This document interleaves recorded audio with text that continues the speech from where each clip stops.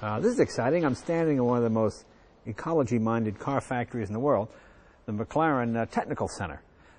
This here is the very first McLaren, an Austin 7. This is Bruce McLaren's first car, 1954. And that's the F1 McLaren right back there, the car that won Le Mans. As you can see, it's quite a jump, quite a jump. I'm going to take a walk around here and show you some of the fascinating aspects of this just amazing factory. Let's take a look. There's nothing greater than going in some place that says restricted access. This is the top secret nerve center where they're making McLaren's new road car, the MB4-12C. My host is the company's managing director, Anthony Sheriff. This comes out of the mold in one single piece. So You're not sitting there bonding lots of pieces together. Gotcha. Carbon fiber goes in, resin injected, mold opened, out comes the tub. The only difference that we'll have on variants of cars we're doing is that you drill the holes in different places for right-hand drive and left-hand drive. Right. Other than that, it's identical. And then you think that all of these sections here are hollow. Right. So we figured out a way to mold in all of these hollow sections in a single piece without having lots of semi-structural things that are then bonded together. It's really remarkable. Let's see how light it is. Wow. It's depressing I can double the weight of the car by sitting in it. The front of the car, you'll see. This is the moment of truth. The first time, albeit on a screen, I get to see the new car. Reference to the F1 is because they're there for a functional reason. Right. So one of the things when you sit in the car that you'll notice is, first of all, you have an incredibly good forward visibility because the base of the windscreen is so low.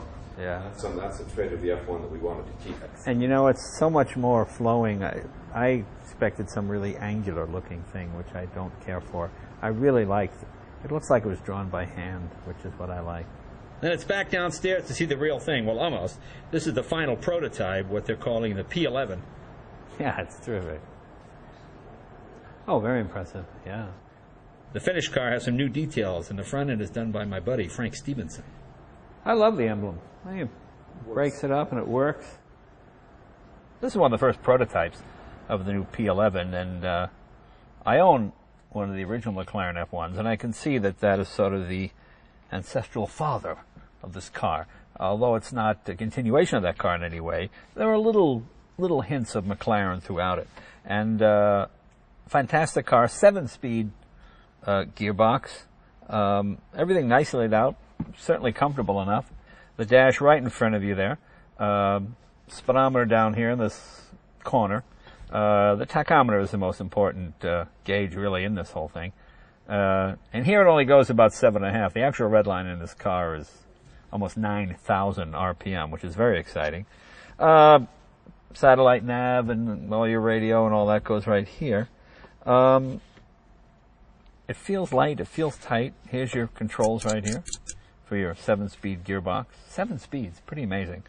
What else have we got here? Oh, and you've got your 3 separate controls for sport, touring, you know, as they all do now. And has launch control as well? It certainly does. Yeah, launch control as well. And there's no key to this car. You just carry the fob in your pocket, and then you hit the start button, and you go. Very, very impressive. Yeah, it's... You know, what they need to do is find some high-profile person in Los Angeles to get the first one. That's what I would do. That would be a very smart marketing thing, I think.